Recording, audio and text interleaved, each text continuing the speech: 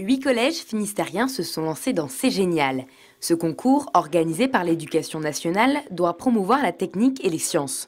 Au collège Alain à Crozon, les élèves de 4e travaillent depuis septembre sur un projet d'énergie renouvelable. C'est une maquette d'une houlo motrice.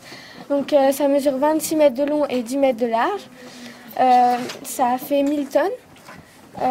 C'est l'oscillation des vagues qui fait produire de l'énergie en fait.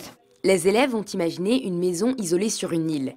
Elle est alimentée par l'houlo motrice, qui fonctionne avec la houle, et par des cellules photovoltaïques, ce qui la rend complètement autonome.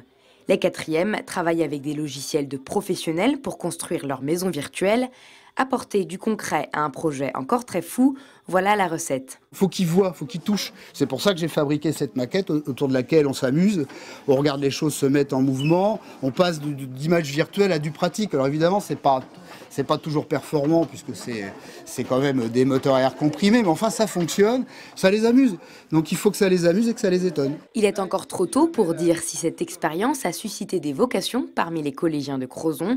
Pour leurs professeurs, l'essentiel est ailleurs. On plante des graines et ensuite il faut les irriguer constamment pour que ça pousse. Ils sont jeunes encore, ils sont très jeunes, ils sont au collège. En tous les cas, ça fait partie de notre travail de les sensibiliser à ce type de vocation parce que l'industrie les attend, je le répète encore une fois, c'est bien ça qui se passe. Il faut les préparer à des métiers de l'avenir et là ce sont des métiers de l'avenir. Sur les 140 collégiens de Crozon à avoir participé au concours, 3 d'entre eux présenteront l'houlo motrice à Pleumeur-Baudou le 4 avril pour la finale académique. S'ils sont reçus, les Finistériens iront défendre leur projet à Paris.